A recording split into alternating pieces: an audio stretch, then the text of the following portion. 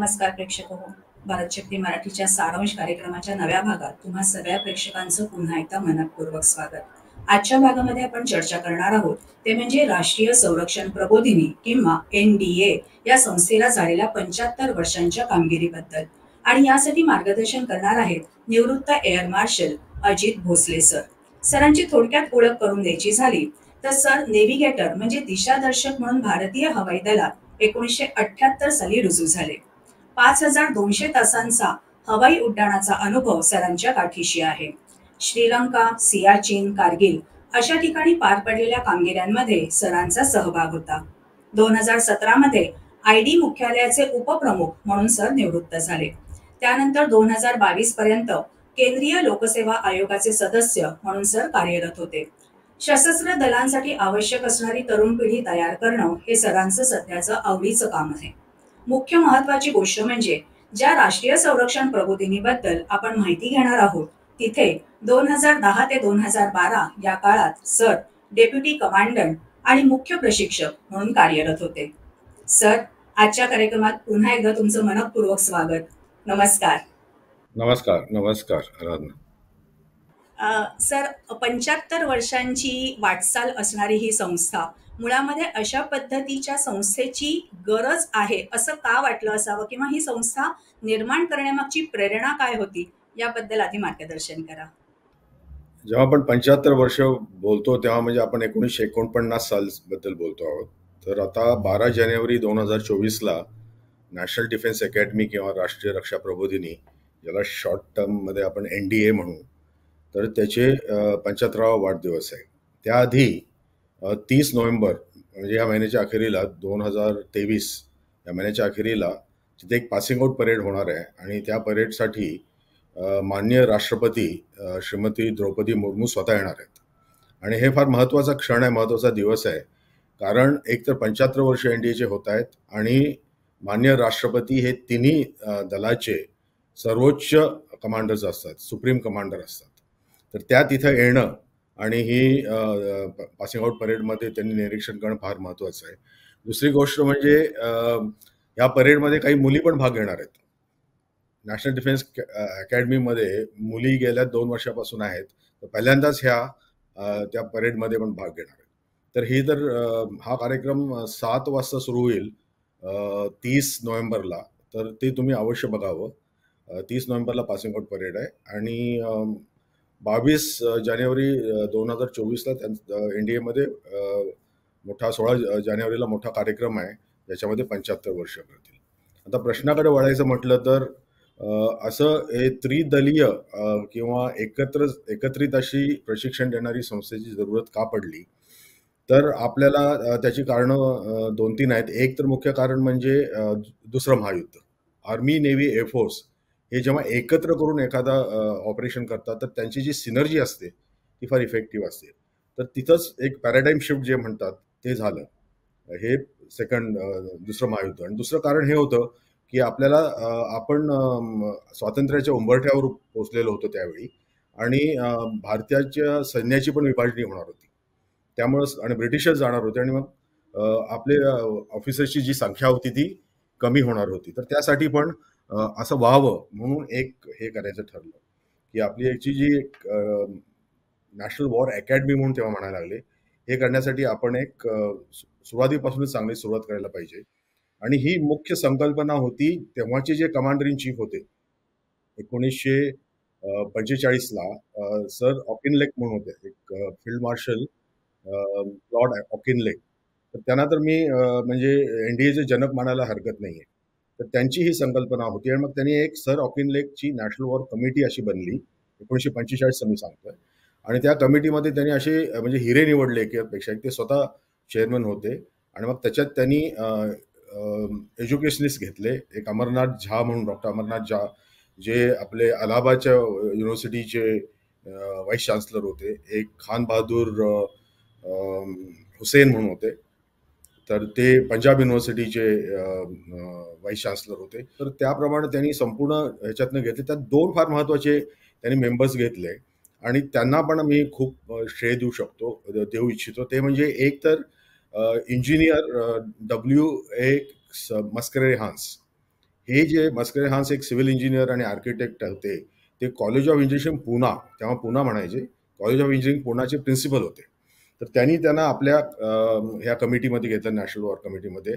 आणि ह्या वॉर कमिटीचे मेंबर सेक्रेटरी म्हणून ब्रिगेडियर SP थोरात, जे पुढे लेफ्टनंट जनरल थोरात झाले, the famous Thorat from Kolhapur, तर त्यांना त्यांनी मेंबर सेक्रेटरी म्हणून घेतलं. तर ह्या दोघांचा सिंहाचा वाटा आहे.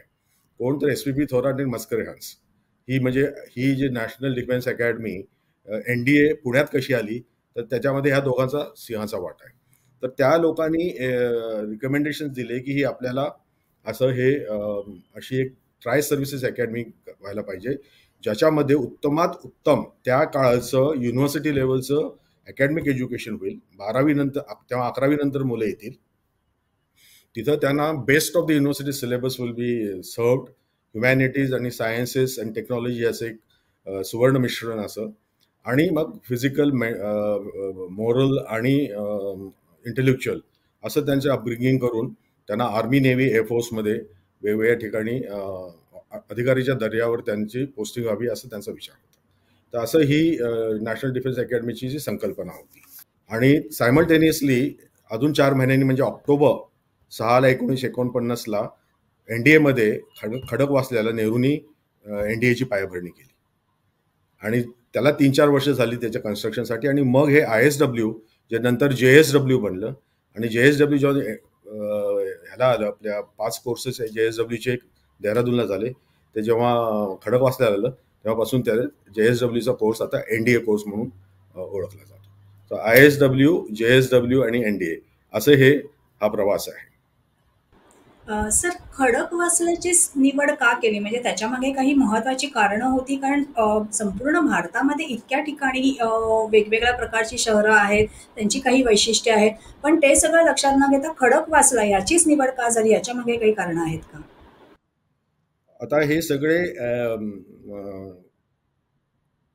जनरल ऑकिनलेक आणि ही जी कमिटी होती ना, हे फार सुज्ञ माणसं होती सगळी. हे आपल्या दोन्ही महायुद्धात हे सापून निघालेली माणसं होती. त्यांना कल्पना होती की अशी जर आपल्याला एखादी अकॅडमी उभी करायची आहे, तर ती कशी पाहिजे. भारतामध्ये तुझ्याकडं इकडं वाळवंट आहे तर तिकडं बर्फ आहे. तर ते म्हणाले की एक समशीतोष्ण अशी कुठली क्लायमेट पाहिजे, म्हणजे एक टेम्परेट क्लायमेट जे आरोग्यवर्धक पण असेल, आणि 12 महिने तिथं आपल्याला ट्रेनिंग करू शकू. एक तर नंबर 1. तर ह्या लोकांनी काय केलं, पहिल्यांदा त्यांनी लोकांनी सगळीकडे एक सर्व्हे केला आणि विचारलं की, आणि सगळ्या एक्सपर्ट्सना विचारलं देशातल्या, सिव्हिलियन्स आणि मिलिटरी, की अशी जर अकॅडमी करायची असेल तर त्यासाठी काय काय हवं. वेन आय से सिव्हिलियन्स म्हणजे I am talking about defence experts. तर त्यांनी काय सांगितलं, एक समशीतोष्ण पाहिजे, म्हणजे तुम्हाला हवामानाचा तुमच्या ट्रेनिंगमध्ये व्यत्यय यायला नाही पाहिजे. एक. दुसरं, हे जॉईंट ट्रेनिंग आहे म्हणून त्याला एक समुद्राचं किंवा बेटाचं एक सानिध्य हवं. ओके. तिसरं की तिथं एखादं एअरफोर्सचं एअरफील्ड पाहिजे, जिथं ही मुलं जाऊन बघू शकतील, किंवा तुम्हाला एअरफील्ड बनवण्यासाठी पण जागा हवी, असं करायला पाहिजे. आणि चौथं म्हणजे एक अशा एरियामध्ये पाहिजे जिथं तुम्हाला माउंटन वॉरफेअर आणि ह्या सगळ्या गोष्टी करता येतील, आणि जिथं बाकीच्या आर्मीचे एस्टॅब्लिशमेंट्स ऑलरेडी आहेत, जिथं हे विद्यार्थी जे म्हणजे आपल्या 11वीच्या नंतर जाणारे विद्यार्थी हे 16 ते 18 वर्षाचे जाऊन बघून येतील की भाई त्याचं भविष्य काय, युद्ध कसं असतं. तर हे सगळं केल्यानंतर खूप अशी नावं आली, एक 10-12 नावं आली. त्याच्यामध्ये साधारण राजकीय हेतू पण होते. तर हे सगळं ठरवल्यानंतर मग जून 1946ला फील्ड मार्शल ऑकिनलेक, म्हणजे अजून स्वातंत्र्याच्या आधीची गोष्ट आहे, ते सदर्न आर्मी कमांड पुण्याला भेट द्यायला आले होते. एक कमिटी तयार झाली होती, नॅशनल वॉर कमिटी तयार झाली होती, हे सगळीकडे बघत होते. तर तेव्हा ब्रिगेडियर थोरात आणि WA मस्करे हान्स, जे इंजिनिअरिंग कॉलेज पुणेचे जे प्रिन्सिपल होते, त्यांनी पुढाकार घेतला आणि त्यांनी जनरल ऑकिनलेकला खडकवासल्याला दाखवायला. आणि ते सांगितलं जाते की ऍक्च्युली ते मिसेस मस्करे हान्स सायकलीवर बास्केट घालून ह्या लोकांसाठी ब्रेकफास्ट घेऊन आले होते तिथं. ओके. तर त्यावेळी त्या खडकवासल्याचं जे तळं आहे, त्या तळ्याचं वैशिष्ट्य हे आहे की 1869 मध्ये हा धरण बनलेलं आहे, आणि हे भारतातलं पहिलं धरण आहे जे भारतीय इंजिनियरनी बनवलंय, सर विश्वेश्वरय्या. त्यांचं पहिलं धरण म्हणजे खडकवासला. ठीक आहे. आणि तिथं आधीपासूनच ब्रिटिश आर्मीचे लोक काही जॉईंट ट्रेनिंग सारखा प्रकार करत होते, ते अंडरग्राऊंड एक्सप्लोजन वगैरे करत होते त्या तळ्यामध्ये. आणि ॲम्फिबियस वॉरफेअरबद्दल म्हणून त्यांची एक छोटीशी एक तिथं डिटॅचमेंट टाईप होती, असं काहीतरी होतं. तर तिथं आल्यानंतर जेव्हा त्यांना ते दाखवलं, तर फील्ड मार्शल ऑकिनलेकनी हे सगळं बघितलं आणि असे अनड्युलेटिंग हिल्स, इकडे तळं आहे आणि हिरवा गार, तेव्हा तो महिना जूनचा होता आणि अगदी मखमली आणि मागाचा बॅकग्राऊंडला सिंहगड. तर हे सगळं बघून ते काही बोलले नाही. पण त्यांनी काय म्हणाले की मॅप काढा म्हणाले आणि त्यांनी मस्करियन्सला म्हणाले की तुम्ही सांगा किती जमीन लागेल.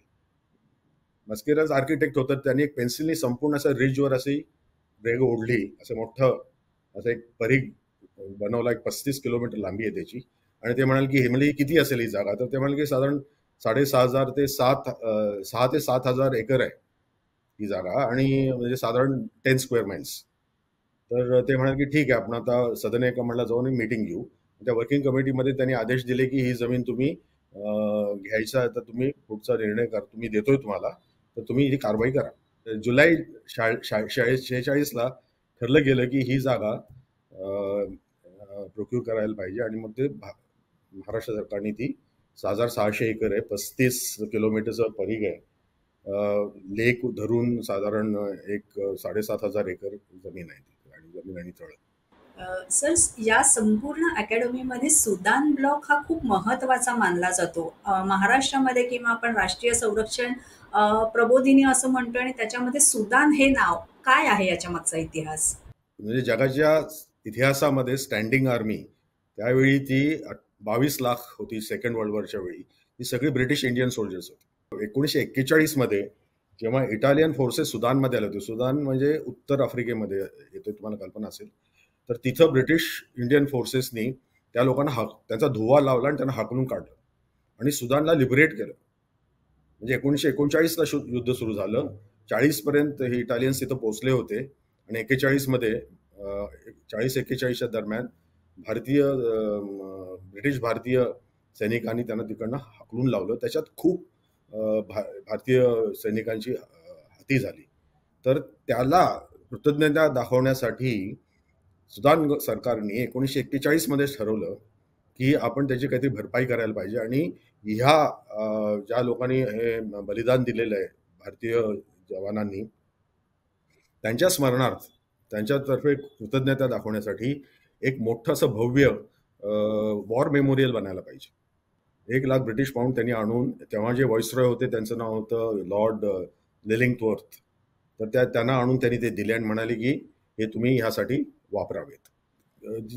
तो जो ऐवज होता, तर त्याचा कसा उपयोग करायचा ह्या वॉर कमिटीने जेव्हा विचार केला, त्यांच्यासमोर मांडलं गेलं, तर ते म्हणाले की अशी वास्तू करू जी प्रेरणादायी असेल, अशी वास्तू करू ज्यातून लोकांना स्फुरण मिळेल, अशी वास्तू करू ज्यामुळं हे जे आपले सुदानमध्ये आपले सोल्जर्सनी प्राणाहुती दिली, त्यांच्या प्राणाहुतीचं चीज होईल आणि वर्षानुवर्षे पिढ्यानपिढ्या आपण त्याच्यामध्ये असे भारतीय अधिकारी निर्माण करू जे ह्याच्यातून आपली स्फूर्ती आणि ह्याच्यातून ऊर्जा घेऊन पुढे निघतील.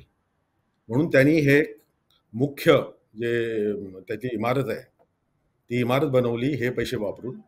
तर राष्ट्रपती भवन नंतर भारतातली सगळ्यात भव्य अशी इमारत असेल. त्याच्यात भव्यता पण आहे आणि त्याच्यात शौर्यता पण दिसते, त्याच्यात ओप्युलन्स पण आहे. तर संपूर्ण त्यांनी मार्बल पण वापरलाय, त्यांनी जोधपूर स्टोन पण वापरलाय, मुघल, राजपूत, मराठा हे सगळं त्यांनी आर्किटेक्चर पण त्याच्यामध्ये दाखवल्यावर कौलारू पण आहे.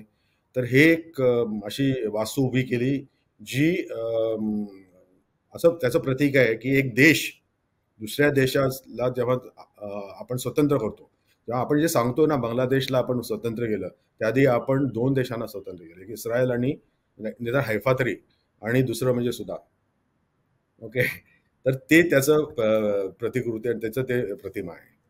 त्यामुळे ते सुदान ब्लॉक त्याला म्हणतात. त्याचं नाव सुदान देण्यात आलं.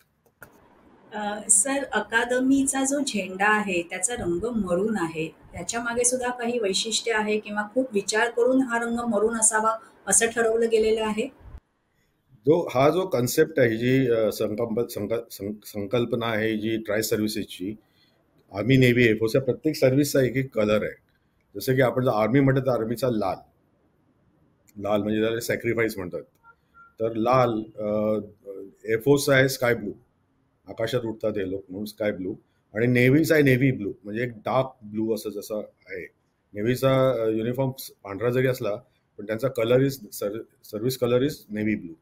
तर हे तिन्ही रंग जेव्हा आपण त्यांचं मिश्रण करतो समप्रमाणात तर एक रंग तयार होतो. त्या रंगाचा रंग होतो मरून. तर तो रंग म्हणजे आर्मी नेव्ही एअरफोर्सचा रंग एकत्र समप्रमाणात जेव्हा भेटतो तेव्हा तो मरून रंग तयार होतो. तर मरून नाव स्टँड्स फॉर शौर्य, मरून अँड डेअरिंग बेसिकली. ह्या तिन्ही सर्व्हिसेसचं हे एक प्रतीक आहे. सो त्यामुळे त्याचा रंग मरून आहे. हर्ट ऑफ रिमेंबरन्स हा प्रकार सुद्धा तिथे खूप महत्वाचा आहे. एनडीएच्या विद्यार्थ्यांच्या दृष्टीने एक शौर्याचं प्रतीक म्हणून त्याच्याकडे बघितलं जातं. काय आहे हे नेमकं? ही जागा हर्ट ऑफ रिमेंबरन्स म्हणून जी जागा आहे ही मुख्य जेव्हा नॅशनल वॉर अकॅडमीचा प्लॅन बनला त्याच्यामध्ये नव्हती. पण जसं जसं आपण युद्ध करत गेलो, ऑपरेशन्स वेगवेगळ्या ऑपरेशन्समध्ये भाग घेतला तेव्हा असं ठरवलं गेलं. त्यावेळेचे कमांडंट हबीबुल्ला होते. ते म्हणाले की आपल्याला एक अशी जागा बनवायची आहे जिथं जे आपले विद्यार्थी हे वेगवेगळ्या ॲक्शन्समध्ये धारातीर्थी पावलेले आहेत, त्यांना प्राणाहुती द्यावी लागली, तर त्यांच्यासाठी एक ठिकाण ज्याचं पावित्र्य आणि ज्याचं जे स्फुरण आपण नेहमी लक्षात ठेवू असं म्हणून एक एक तिथे एक छोटेखानी अशी कन्स्ट्रक्शन केलेलं आहे जे सुदान ब्लॉकच्या बरोबर मागं आहे. आणि ते त्याचं कन्स्ट्रक्शन पायाभरणीपासून ते छत लावेपर्यंत हे सगळं श्रमदानांनी कॅडेट्सनी केले. 2-3 कोर्सच्या कॅडेट्सनी तिथलेच दगड काढलेत आणि तिथंच ते पाया खडून त्यांनी ते बनवलेलं आहे. आत ब्लॅक ग्रॅनाईट आहे आणि त्या ब्लॅक ग्रॅनाईटवर संपूर्ण हे जे हुतात्मे आहेत किंवा जे मार्टियर्स आहेत त्यांची नावं एक्सएनडी आहे, त्यांची नावं सुवर्णाक्षराने लिहिलेली आहेत. तर ते 47 पासून ते जेव्हा जेव्हा असे काही हाती होतील तर त्यांचे नाव त्याच्यामध्ये असतील. तर ह्याचं जागेचं पावित्र्य हे आहे की एक तर ते शौर्याचे एक स्थान आहे, स्फूर्तीचं एक स्थान आहे. आणि पावित्र्य हेच आहे की जेव्हा ही मुलं प्रत्येक कोर्स जेव्हा पासआउट होतो तर ते पासआउट व्हायच्या आधी एक दिवस संपूर्ण कोर्स तिथे जाऊन मानवंदना देतो. हर्ट ऑफ रिमेंबरन्स पावित्र्याची जागा आहे, हर्ट ऑफ रिमेंबरन्स स्फूर्तीची जागा आहे. तर that is heart of remembrance. Sir, प्रबोधिनीचं बोधचिन्ह सुद्धा खूप वैशिष्ट्यपूर्ण आहे असं म्हटलं जातं. काय आहे हे वैशिष्ट्य? हा, तर ते जे क्रेस्ट बनला एनडीएचा तर त्याच्यामध्ये एकूण 4 गोष्टी आहेत. ओके. आणि एक तर आहे की त्याचा जो आर्मी नेव्ही एअरफोर्सचे प्रत्येकाची जी चिन्ह आहेत ती त्याच्यात आहेत. एक तर सगळ्यात खाली आहे आणि ते सगळ्यांना एकमेकावर इम्पोज करून एक जीव असं एक त्याने एक बोधचिन्ह बनवलंय. सगळ्यात खाली आहे अँकर, जो नेव्हीचा अँकर आहे. आणि दॅट इंडिकेट्स, ते तुम्हाला स्थिरता दाखवतं. स्थिरता म्हणजे कुठल्याही तुमच्या ह्याच्यामध्ये कुठल्याही वादळामध्ये तुम्ही स्थिर राहाल, कुठल्याही ॲडव्हर्सिटीमध्ये तुम्ही स्थिर राहाल, ते तुम्हाला दर्शवतं. त्याच्यावर आहे, त्याच अँकरवर रेस्ट करून आहेत 2 तलवारी, ज्या आर्मीचं चिन्ह आहे. ते म्हणजे शौर्य, ब्रेवरी. ओके. ते तलवारी आहेत. तर ते त्याच्यावरच रेस्ट करतात. आणि ह्या 2 तलवारीच्या वर रेस्ट करते हिमालयन ईगल. तो हिमालयन ईगल काय दाखवतोय की आपण आकाशाला गवसणी मारायची आकांक्षा बाळगणारी लोक आहोत. आणि हे तिन्ही एकत्र होऊन हे दर्शवतात की आम्ही एक आहोत. आणि ह्या सगळ्याच्या वर आहे ते अशोकाचं कॅपिटल, ज्याला आपण ते सिंह म्हणतो, 4मुखी सिंह आहेत, ते सगळ्यात वर आहे. सो ते जे आहे ते दाखवतंय की हे आर्मी नेव्ही एअरफोर्स, थलसेना, वायुसेना आणि जलसेना एकत्रित होऊन आपल्या देशाचं संरक्षण करतायत. तर हे झालं चिन्ह. त्याच्या खाली एक मोटो आहे. तो मोटो आहे सर्व्हिस बिफोर सेल्फ, सेवा परमो धर्म. म्हणजे आता सेवा परमो धर्म 1976 पासून मला वाटतं ते सेवा परमो धर्म देतात. तर त्याची उत्पत्ती अशी आहे की ते आपल्या भगवद्गीतेमधून घेतलेलं आहे.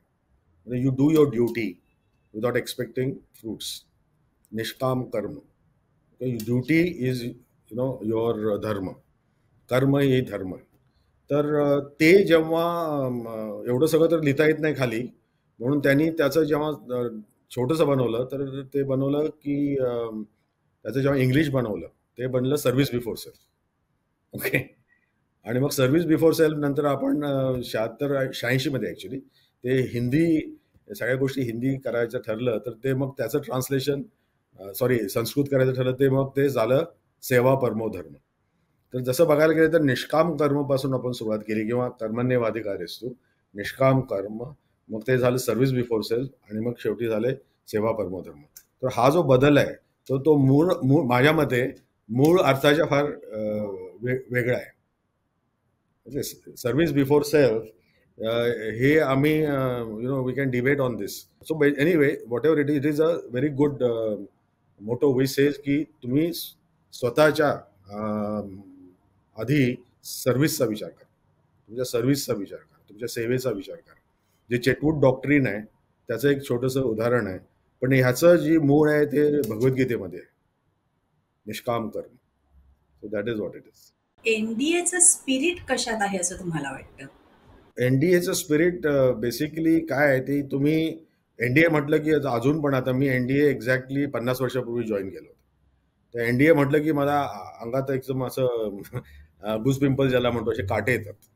ओके, मग ते का येतात काटे? तेवढे मला काटे भोसले म्हटलं तरी येत नाही किंवा तेवढे काटे मला कोल्हापूर म्हटलं तरी येत नाहीत.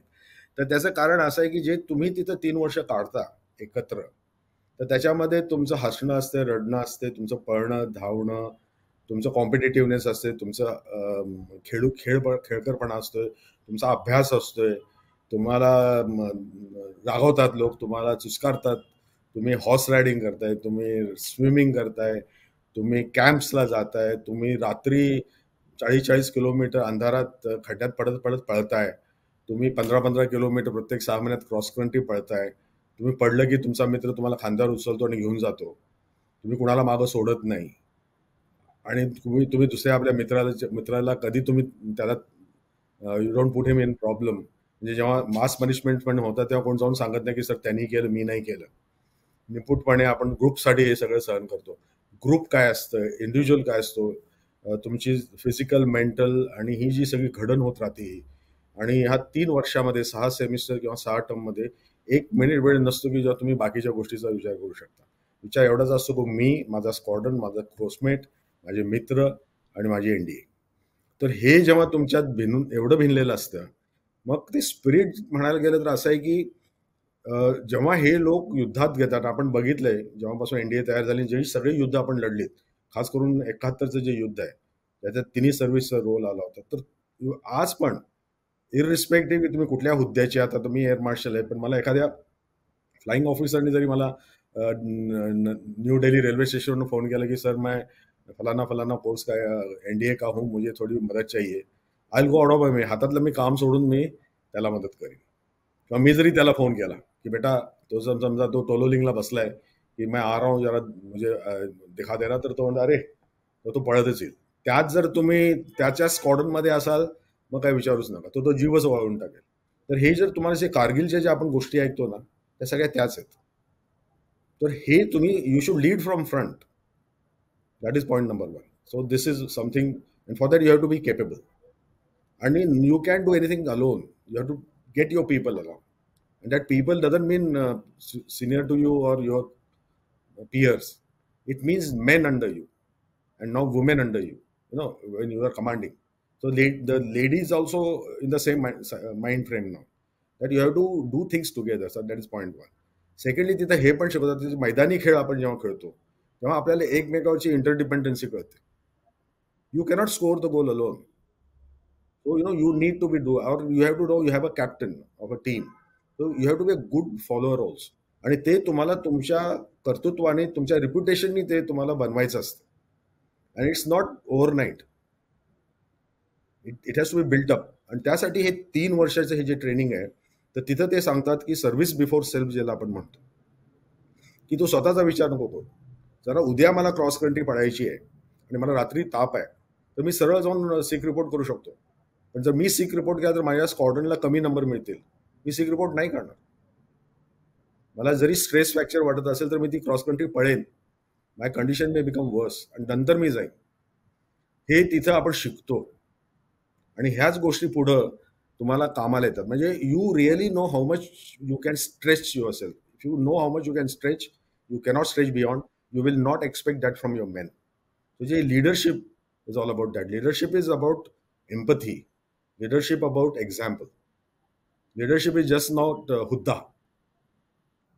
तर खांद्याला खांदा लावणे. आणि हे जे आहेत, म्हणूनच आपले जे जवान आहेत त्यांना आपल्या ऑफिसरच्या बद्दल एवढा अभिमान काय. आपण त्यांच्या लंगरमध्ये बसून जेवतो, आपण त्यांचे सुखदुःख विचारतो, तर ह्यासाठीच. आणि हे सगळं तिथं शिकवतात. तुम्ही ऑफिसर झाला म्हणून काही मोठे झालेले नाहीये. तुम्ही ऑफिसरचं मोठेपण तुमच्या कर्तृत्वाने दाखवा. This is leadership which is imbibed when you are 16 to 18 year 19 year old. तुम्ही जेव्हा बघता हे जे परमवीर चक्रवाले आपले तुमचा खेतरपाल 21 वर्षाचे, he led his tanks and destroyed something like 10 Pakistani tanks. Manoj Pandey 26. तर ही जी मुलं आहेत ना, they are absolutely fresh, they are like program like that. ते इकडचा तिकडचा विचार करत नाही. That is leadership.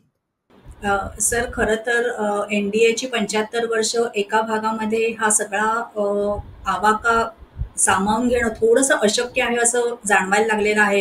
त्यामुळे अजून एक भाग आपण करावा असं थोडंसं एक विचार आहे.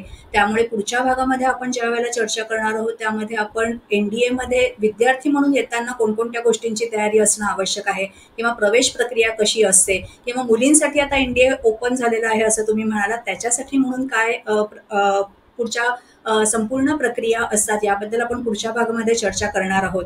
पण आज आत्ताच्या या भागामध्ये एनडीए बद्दल असणारा अभिमान, किंवा एनडीए देशाला नेमकं काय देतंय, हे जे सातत्याने तुम्ही सांगताय आणि ते सांगतानाचा जो अभिमान तुमच्या आवाजातनं प्रेक्षकांपर्यंत पोहोचतोय, मला असं वाटतं एनडीए नेमकं एनडीएचं काम किंवा एनडीएचं कार्य नेमकं हेच आहे की फक्त आणि फक्त भारतीय सेनेला, सशस्त्र सेनेला सैन्य पुरवणं किंवा अधिकारी तयार करणं हेच नाही, तर त्याच्या बाजूने आजूबाजूने सर्वांगीण विकास करून हे तरुण कसे बाहेर पडतील ह्याच्यासाठी सुद्धा एनडीएमध्ये विचार होतो आहे. आणि हाच विचार आपल्या प्रेक्षकांपर्यंत पोहोचणं खूप महत्त्वाचं आहे. त्यामुळे आजच्या भागामध्ये जी काही माहिती तुम्ही दिलीत या सगळ्या माहितीबद्दल सगळ्या प्रेक्षकांच्या वतीने खूप खूप आभार सर. धन्यवाद. नमस्कार. नमस्कार.